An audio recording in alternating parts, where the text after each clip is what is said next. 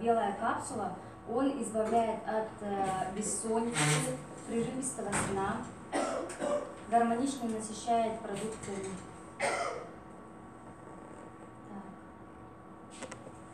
Тоже состоит из 3 видов, да, смесей. Смесь для глубокого сна, смесь для устранения стресса, смесь для восстановления жизненных сил. То есть мы принимаем утром ЛФ8, зеленые капсулы натощак, и перед сном принимаем 2 капсулы, белая и фиолетовая, Акселер 8. Они в одной упаковке идут. И у них действие синергии, то есть друг друга дополняют. Ну, наверное, приглашу сюда Максима, он более точно по-научному расскажет вам. Расскажите. Всем добрый день. Сюда перейду. Меня зовут Максим Архипов, Максим Никитич Архипов. Я врач. Работаю официально с пациентами около 20 лет. Просто выгляжу моложе, чем те говорят. Я только начал работать, хотя в принципе даже 20 лет для врача это... Ну, врач всю жизнь учится, растет, развивается. Поэтому сегодня искал воду около нашего дома быта, прошелся по улице своего детства. Немножко, отвлеченное дело. Я все-таки считаю себя советским поколением. И многие, наверное, ностальгируют по поводу прошлых лет. Как мы хорошо жили, как все было стабильно. Была какая-то вера, может быть. Многие ли хотят? Поднимите руки, кто хотел бы хотя бы на некоторое время вернуться в то время. А навсегда. Один человек только поднял. Но тем не менее, я считаю, все-таки мы живем намного интересный век, потому что век технологий, век возможностей. На самом деле нам сегодня даны очень такие силы, право выбора есть, как прожить свою жизнь. И, наверное, начну с собственных результатов и с результатов своих близких, потому что любой продукт, я с 2006 года занимаюсь параллельно с БАДами, этими клеточным питанием, микроэлементами.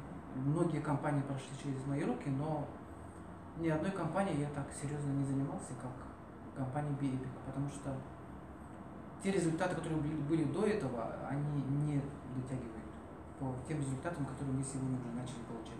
Хотя компания только начала фактически для такой серьезной компании, которая служит здоровью людей 2 года, 3 года, да, практически. Это очень малый срок. Он только начал работать. С одной стороны, вроде бы, это может вызвать некоторое недоверие, потому что, предположим, тот же Amway, сколько, говорит, 60 лет, да, практически работает. Но мы живем в век технологий, все очень быстро идет. Развитие семимильными шагами, если у нас даже компьютеры, предположим, мы компьютер купим, и он через года 2-3 уже устаревает. Да? Телефоны меняем каждый год. Это, конечно, не очень хорошо, а с другой стороны, это очень хорошо. В том смысле, что сегодня вот Марина показала презентацию. Я как человек, практикующий в официальной медицине, просто мне нравится та ситуация, которой я занимаюсь. Ну, то есть являюсь консультантом, могу сказать, что данной компании, потому что в рабочее время, конечно, я этим не имею права заниматься, потому что я в рабочее время, я работаю в гериатрическом центре со стариками, с людьми пожилого возраста. Я реаниматолог по специальности, ну, то есть непосредственно занимаюсь пациентами, которые находятся в критическом состоянии, ну, то есть там не до БАДов, не до клеточного питания, хотя я бы не сказал, что и в этом состоянии им это не нужно, потому что, к сожалению, можно было бы применять и в реанимации все эти вспомогательные технологии, коим является BioEpic, да? Но у нас государство запрещает нам заниматься этим во время рабочего времени. Нам сказали конкретно, что если поймаем того или иного доктора, который рекомендует клеточное питание, микроэлементы или там витамины к ним компании, вы будете сразу уволены. Поэтому, конечно, мы поставлены в такое положение, когда ты имеешь право использовать только те препараты. Тут, по сути, мы назначаем только фармакологические препараты. А вы знаете, что такое фармакологические препараты, да? Это сплошная химия и искусственно синтезированные фармакологическими компаниями вещества, которые позволяют человеку не жить, а скорее выживать. Предположим, ну, наверное, я не буду объяснять вред таких препаратов, лекарственных средств, потому что на сегодняшний день фармакологическая индустрия, наверное, самая выгодная, самая денежная. Она уже срослась с правительствами всех продвинутых, развитых государств и фактически на официальном уровне вызывает подсадку всего населения, людей на такие фармпрепараты. К сожалению, фармпрепараты, они не лечат человека, они всего лишь вызывают временное облегчение. Предположим, ну вот возьмите гипертоническую болезнь, да? Вы идете к терапевту, и что он делает? Назначает вам одну группу препаратов, да? А на самом деле гипертоническая болезнь – это адаптация. Причин может быть несколько, но у нас медицина не занимается, к сожалению, выяснением причин. Медицина занимается назначением препаратов, которые бы свели к минимуму следствия. Ну, то есть, что вызывает гипертонию? Нарушение кровообращения мозгового, инфаркты, ну, самые крайние проявления инсульта, инфаркты. Но это идет как бы оттягивание всего этого. А причина остается. Но врачи поставлены именно в такое положение, что у нас просто времени нет в поликлинике. Вот если сидит терапевт, сами поймите, да, в день сколько принимает? 30-40 человек на прием приходит. Ну, естественно, не каждому подберешь даже препарат правильно. Не то, что там выяснить причину. Поэтому просто у нас государство не заинтересовано в здоровье отдельно взятого гражданина. Поэтому что нам остается? Заниматься своим здоровьем самим. Никто нашим здоровьем не будет заниматься. Здоровьем занималось в советское время, государство здоровьем занималось, потому что там была другая система. Недаром в 1979 году Всемирная организация здравоохранения признала советскую систему здравоохранения лучшей в мире. Но это было тогда. К сожалению, это диспансеризация была, всеобщая диспансеризация, не на галочке, а настоящая диспансеризация. Тогда не было компьютеров, тогда все было вручную, и действительно врач знал на участке чуть ли не каждого ребенка, каждого гражданина, как семейные врачи фактически. Но у нас эта система развалилась, но новая система не построена. Зато мы внедрили новые лекарства, пустили новые фармкомпании сюда к нам. И ничего нового не имеем. Стало еще хуже, естественно. Поэтому, тем более, сейчас в бюджете денег нет, дальше будет, я не хочу пугать, но дальше будет только хуже, потому что лекарств уже нет в больницах.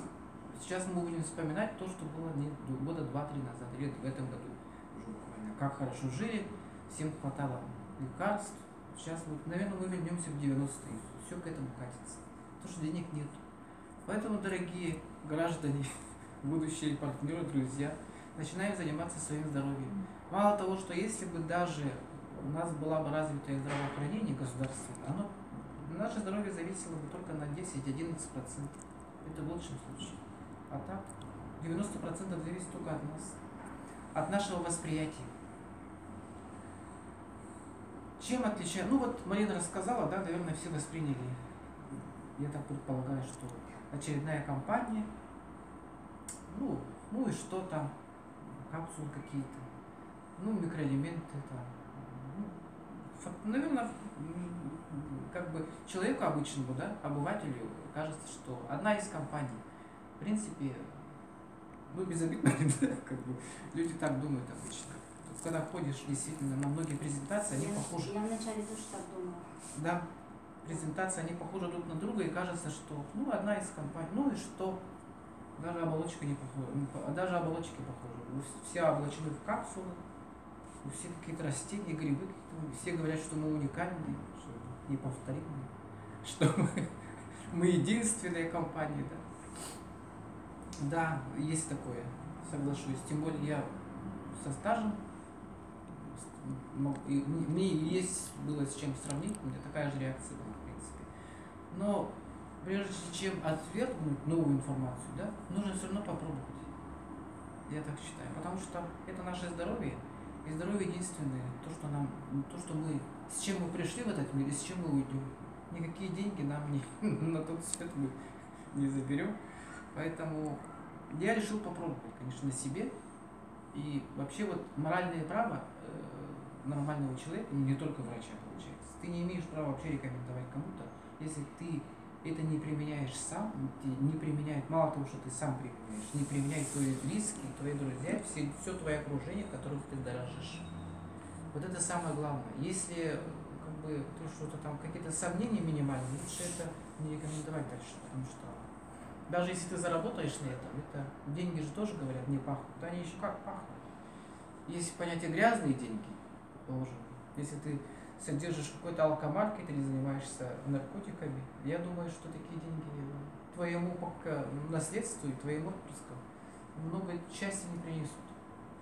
А если ты занимаешься благим делом, коим является наша компания, когда ты оздоравливаешь людей, когда ты рекомендуешь те средства, которые реально помогают, это здорово. Это чувство защищенности.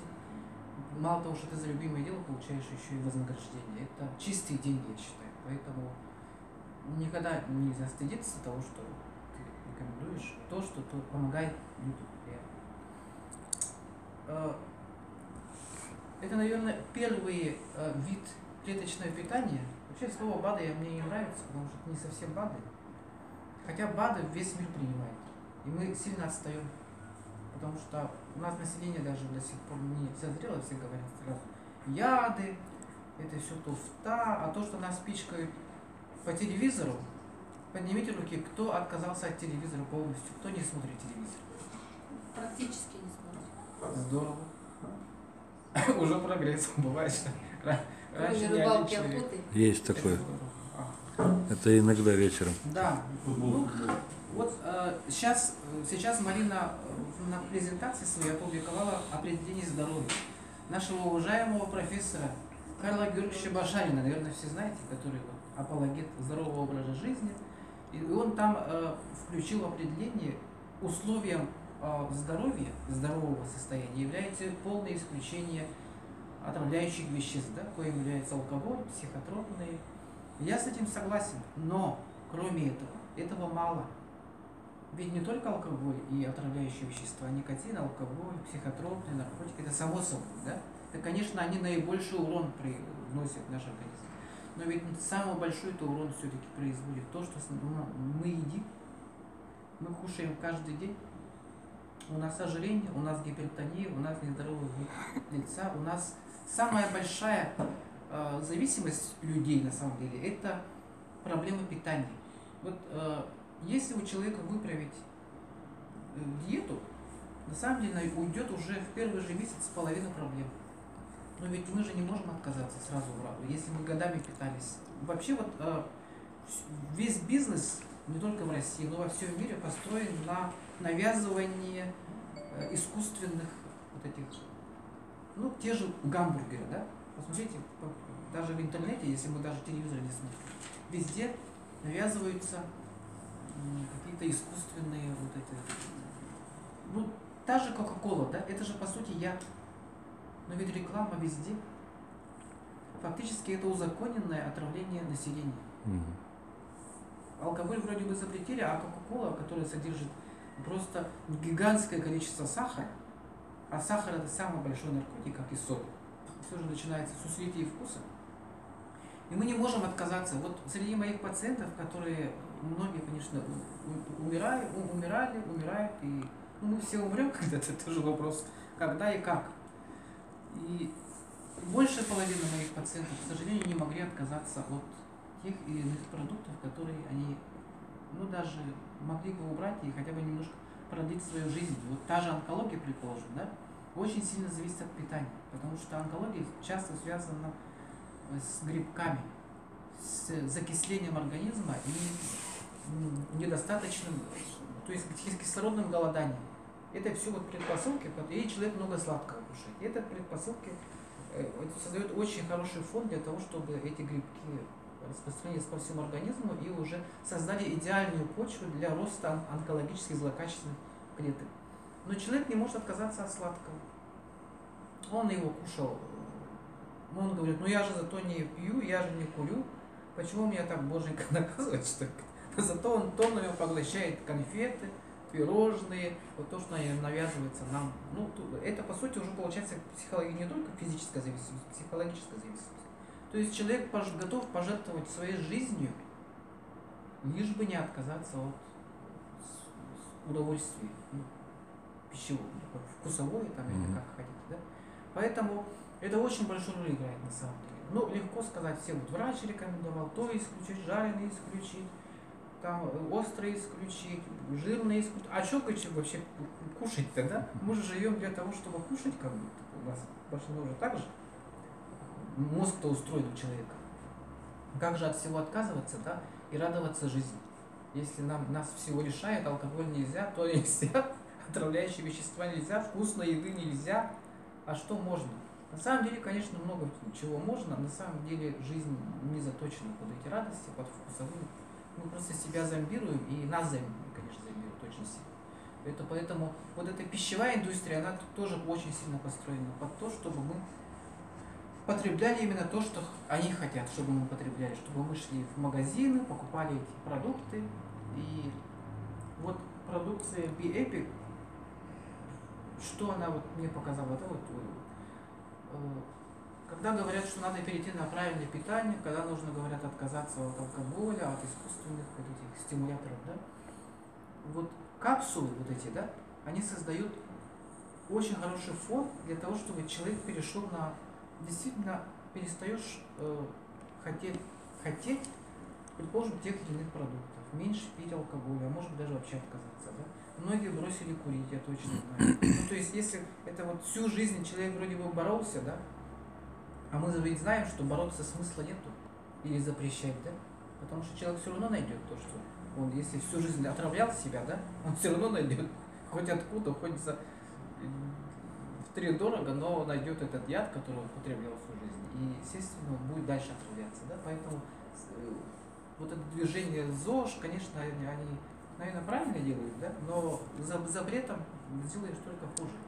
Поэтому, вероятнее всего, у меня даже такая теория сложилась, что если человек зависим от той же вредной еды, если он не может отказаться от алкоголя, если он очень много курит, это, скорее всего, очень сильный большой дисбаланс в составе микроэлементов в своем организме, который нужно восполнить. Но как восполнить? Очень сложно же, потому что у нас компания как подразделяется, да? Кто-то производит, предположим, микроэлементы, ну как бы, не может компания производить все. Я так раньше думал, что какая-то компания сильна, предположим, в производстве препаратов йода, да, тех же водорослей морских. Какая-то компания там селен выпускает. Ну, получается, мы должны подобрать себе такое количество БАДов, да, чемоданчик с собой носить, да, или сумочку большую, которую мы с ней должны спать, мы должны... Но это нереально абсолютно, конечно, потому что всего предусмотреть невозможно. Ну, по крайней мере, я так думал. Но, оказывается, вот как раз-таки первая вот компания, которая именно в компактные капсулы заключила то, что здесь практически все есть. Я не скажу, что 100%, да, но если даже оно покрывает наши потребности в микроэлементах, витаминах, причем они все натурального происхождения. Очень важное значение имеет, вот, предположим, тот же комплевит, да? Как он производится? Можно окошко открыть, чтобы это кислородное голодание чувствует, или... Вот, витамины, они отличаются, они могут быть искусственно синтезированы, а могут быть натуральными. То есть это экстракт, вытяжка. Они даже молекулярно отличаются по внешнему виду. Чем отличается? Тем, что искусственные витамины, они усваиваются буквально 5-10% можно. Все остальное это балласт. И еще им будут откладываться не там, где надо. Предположим, тот же микроэлемент кальций D3 никомет, который вот рекламируется, да?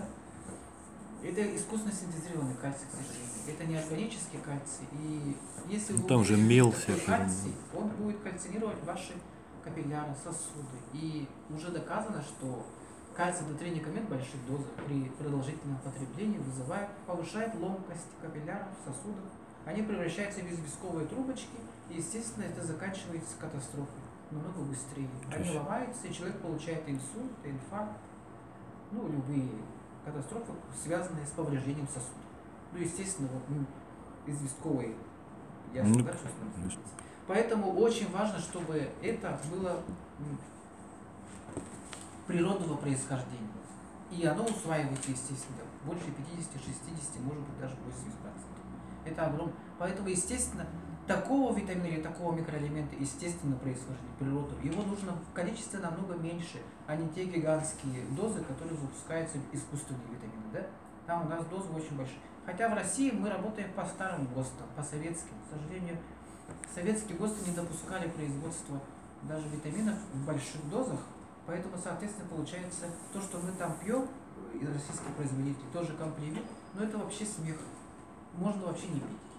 Это лишнее застарение организма, и поэтому действительно вот впервые, наверное, в истории человечества, я громко сказать вообще не боюсь, потому что это, я даже подглянул, как это можно в принципе. Это нанотехнологии, во-первых, продукт, там вот, предположим, те же растительные, те же лекарственные растения, которые используются для производства этих капсул, они не нагреваются, потому что мы знаем, что любой биологический продукт при нагревании больше 40 градусов разрушается, да? Поэтому считается, что если у человека температура ближе к 40, это хорошо организму, но при продолжительном разрушает уже белки. То же самое с растениями. Поэтому, естественно, все это измельчается и как бы перерабатывается в холоде. У них своя технология, видимо. Конечно, они все ноу-хау нам рассказывать не будут, как и до сих пор мы не знаем рецепт пепси-колы, да? Тоже новая кока-кола. Это там, наверное, не так все сложно. Вот, и действительно, вот в одной капсуле они все это уместили. И действительно, это все подтверждается именно тем, что мы видим изменения у человека, какие происходят.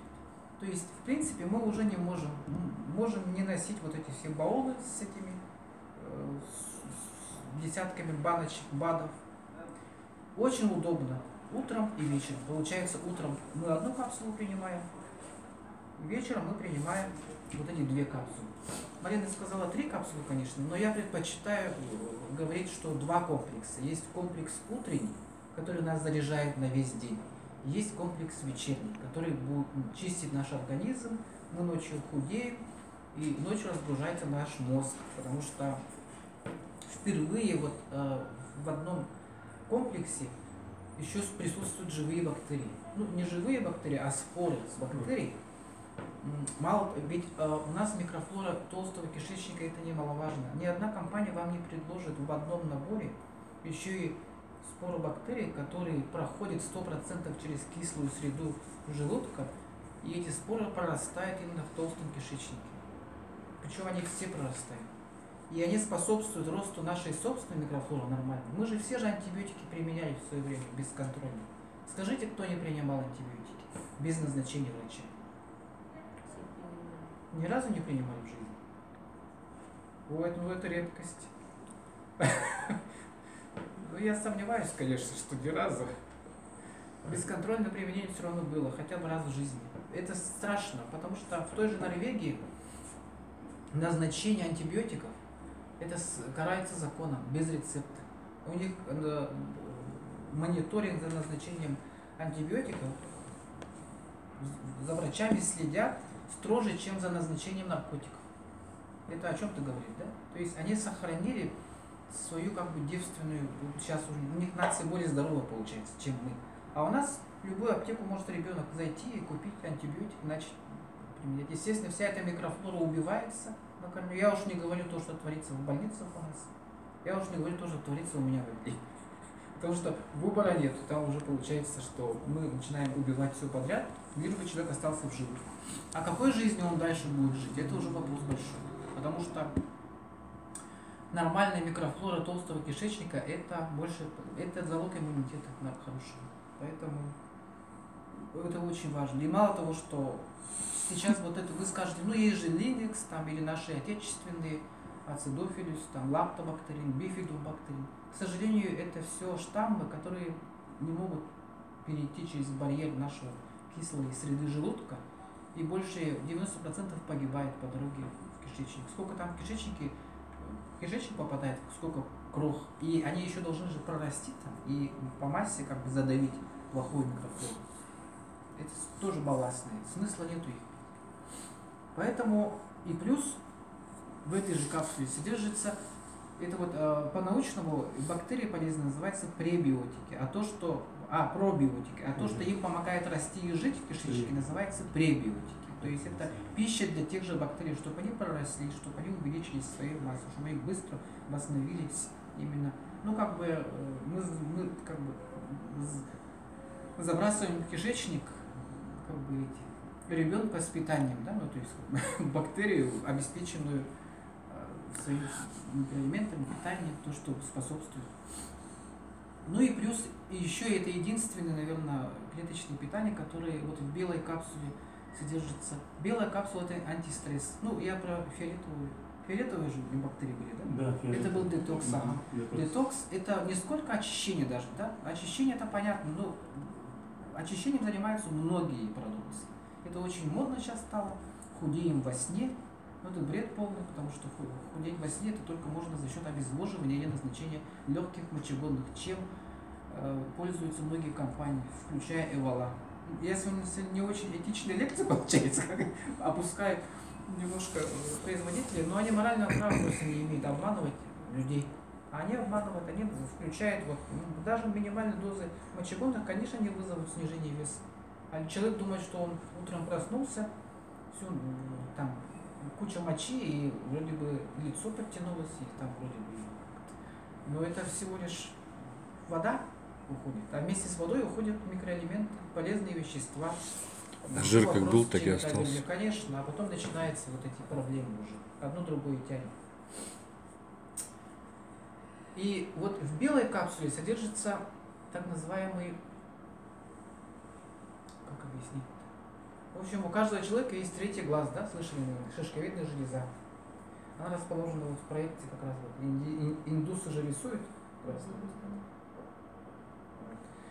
И эта железа у детей, она до 5 лет функционирует и очень выпускает очень много так называемого гормона мелатонина. Мелатонин — это гормон, который отвечает за биоритмы в нашем организме. А мы знаем, что если у нас нарушены биоритмы, что все нарушается по сути. Мы все, в принципе, дети солнца. Мы должны вставать с солнцем, должны засыпать с солнцем. Но современный век доказывает, что не всегда так. У нас очень большая загруженность. К сожалению, режим очень часто сбивается.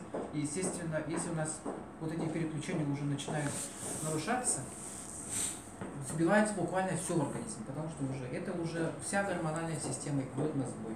Оттуда и начинаются все эти, у женщин особенно. Женщины более чувствительны от гормональной системы, тем более постменопаузальный период. Но это уже тонкость, потом уже, если что, обсудим эти моменты. Поэтому вот он содержит. А шишковидная железа, к сожалению, вот после 5 лет начинает рассасываться в обратную сторону, и у взрослого человека практически не функционирует. То есть он не вырабатывает мелатонин, и мы позволяем себе ночью не спать, и днем, естественно, чувствуем себя ужасно, и, соответственно, понятно, да? Ну, вот этот мелатонин как раз-таки, да, он способствует пробуждению этой шишковидной железы. Она может спать хоть всю жизнь. Мы можем даже умереть из этой шишковидной железы. Но из-за того, что в организм поступает мелатонин, который вот когда-то в детстве был в избытке, он пробуждается, вот эта шишковидная железа. Шишковидную железу медицина уже давно забыла. И вот буквально несколько лет назад начались исследования заново. Что же это такое? Это же не просто так, третий глаз, там. Оказывается, шишковидная железа связана с интуицией, не только за переключение циклов день-ночь, но и за интуицию, то есть человек без шишковидной железы, он может слушать, но не слышать. Ну, знаете, это как бы шоры полностью. Ну, тоже зомбирование по телевизору нам идет, там, принимайте те лекарства. Мы же все же на веру воспринимаем. Мы живем как бы в матрице на самом деле. Мы живем не собственными желаниями, если так глобально взять. Мы живем желаниями тех людей, которые все правят миром. Поэтому нам всем надо просыпаться на самом деле. Но это медленный процесс, и вот наша продукция, конечно, в этом смысле уникальна. Ну, вот, банальное слово не хочу, она способствует. Это, я бы сказал, что это капсула пробуждения. Поэтому, во-первых, мы отказываемся от вредных привычек, не только ведь это табакокурение, алкоголь, но и пищевые привычки. Во-вторых, у нас организм очищается. В-третьих, получается, мы восстанавливаем биоритмы. В-четвертых, у нас еще и микрофлора восстанавливается в организме, собственная микрофлора. И мы получаем иммунитет. И такой комплексный подход, это, наверное, впервые вообще вот такая компания, впервые из компании, которая замахнулась вот так глобально на весь организм. И вот так комплексно, да, вот с головы до пят, и кишечник, и там тонкие сферы, вот это даже шишковидная железа, которую вроде бы наука забыла, да, а мелатонин совсем недавно мы стали применять, абсолютно недавно. Раньше это достаточно дорогостоящий препарат был. И чтобы все было натурально, оно же еще прошло сертификацию, двойную сертификацию. Первое, их могут применять веганы, а это тоже вопрос, потому что чтобы вегетарианец или веган применял эту капсулу, там не должно быть даже следов животных гормонов, предположим, тех же. Ну, все должно быть растительное. И второй сертификат это халал, да? Халяль. Халяль это кошерное, по сути, ну, максимально, ну, то есть, что доказывать дальше, да, как получается, его мусульмане могут применять. Ну, я не скажу, что просто мусульман, видимо, много, и нужно было тоже под их интересы, это деньги все-таки, это заработок. Поэтому могут применять практически все. То есть, получается, данному продукту запретов абсолютно нет. Кошерный еще. Кошерный, вот, ну да, иудеи. Иудеи, да, истинные евреи, иудеи тоже. GMP. Ага. То есть это получается даже такая продукция, которая объединяет все человечество, независимо от религии, от взглядов, от узкоглазости, от красноты лица, от цвета кожи. И способствует пробуждению, чтобы мы друг на друга взглянули другими глазами. Мы наконец-то отказались. И по поводу похудения, вот Марина совершенно правильно сказала, да? Вот, соответственно, как происходит, вы поняли, да? Вот, если вот эти механизмы мы запускаем, естественно, идет баланс веса. То есть это не искусственная выгонка, да? Там жира, там жидкость, за счет жидкости, там что-то такое. Нет, это естественно идет. А вот у людей, у которых дефицит веса, да, они наоборот набирают свой вес. Поэтому организм именно к своему приходит именно к тому весу, на который он закодирован от природы, от Всевышнего, от Творителя, от Бога, ну кому как, да. Мы же все запрограммированы именно на ту жизнь, которую... У каждого есть программа судьбы, да, на самом деле. И мы немножко благодаря своим тем же вредным привычкам, там, стрессам, у всех сложности, какие-то трудности в жизни, мы сходим немножко с этого пути, ну и плюс еще вот это, не все нам видно, не все воспринимаем так, как есть, и тоже зомбированное восприятие мира, поэтому нам надо от этого отходить. Мы живем на самом деле в чудесное время, все очень быстро происходит, скоро уже квантовые компьютеры будут изобретены, можно вопросы уже начать задавать, чтобы не заснуть. А вот это вот правильно, что в капсулах, да, тогда она быстрее, как бы, получается, в кишечник попадает? Или все-таки она в желудке проходит, еще как бы рассасывается? Можно, а это не принципиально. Капсулы это все, они из желатина, причем такого легкого желатина, не принципиально. Можно их, почему вот можно делить, да, и причем результаты они не хуже. Нет, вот именно что ночные, почему делить нельзя, что вот они прямо быстрее попадают в кишечник за счет капсулы или как? Нет, они также попадают. Также, да, можно их смешивать просто, без разницы абсолютно. Без разницы. Нет, просто вот эти бактерии, они в виде спор. А эти споры, они не перевариваются в кислой среде организма, они попадают в таком виде, в каком, и там уже прорастают. И в этом ценность. 100%.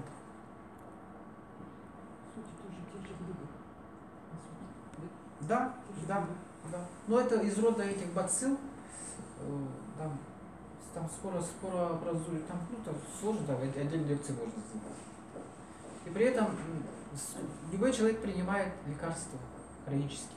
Ну, то есть человек уже больше, старше 40-50 лет уже все больше и больше подсаживается на фармпрепараты, да, и считается, что сочетать с теми или иными БАДами или клеточным питанием, да, это надо как бы опасно. Вот многие врачи начнут вас отговаривать, сразу предупреждают, что это все фигня, вы отравляете свой организм, еще неизвестно, что они тут. И еще, знаете, вот еще хочу сказать. Они скажут, что из моего окружения, вот в первое время говорили, ой, это америкосы, эти гады, они, наверное, специально сделали так, чтобы всех Вот подсадить, а потом, мало что подсадить, а потом убить всех.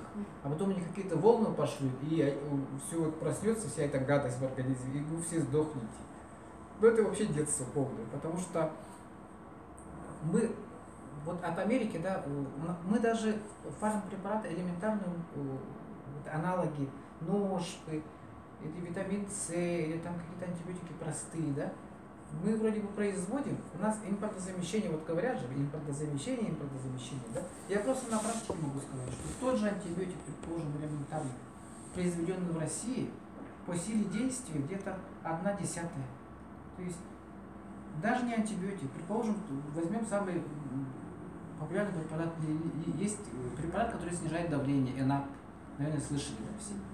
Вот этот ЭНАП приходится назначать в двойной, в тройной дозе, чтобы также подействовал тот же ЭНАП, произведенный в Германии или в Швейцарии. Это о чем-то говорит. И еще мало того, что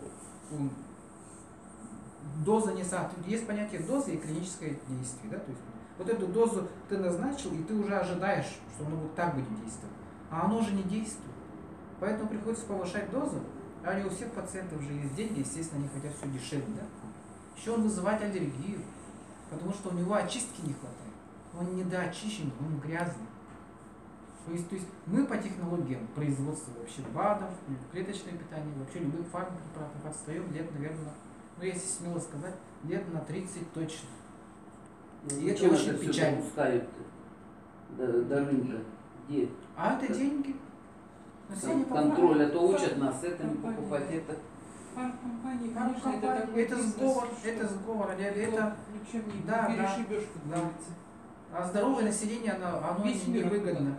Фармкомпании. Недолеченное, хронически болеющее население выгодно государству, чтобы продолжать дальше. Просто возникает вопрос о том, что если наше государство заботится о нашем здоровье и тем не менее продолжает, сейчас же со всех СМИ говорят, что вот надо, у нас увеличилась продолжительность жизни. Значит, старики уже не старики, уже могут работать и дальше по пенсионному даже возрасту, так скажем. Это же говорит о том, что у нас забота государства стала лучше. А статистика другое говорит. Статистика, да, может быть. Там очень печальные цифры на самом деле. У меня вот за полгода в отделении есть вот выделенные койки по онкологии. За полгода уже все. Ну а вот это о чем говорить? Вот предположим по онкологии, да, по той же онкологии. Предположим, человек заболевает. Вот такой же препарат, вот как вы сейчас демонстрируете, вот эти капсулы, да, эти капсулы. Почему у нас в Союзе до сих пор не задумались и не сделали такой же препарат? Почему только Америка? А у нас много чего нету. Если у нас элементарно ножку не можем собственно произвести, и аспирин грязно производит до сих пор. И то эти компании задушены. Тот же Брынцалов, помнишь же Брынцалова, да? Как его мы хаяли, бедного, он выпускал очень качественные препараты. Что с ним случилось? Его просто не допустили до больших денег. Все, о чем речь? Один Брынцалов, мне его очень жалко, потому что у него были намерения искренние. Да, он был там по попке, там жену его стоял на сил. Он был наивным человеком, он выпускал препараты, соответствующие мировым стандартам.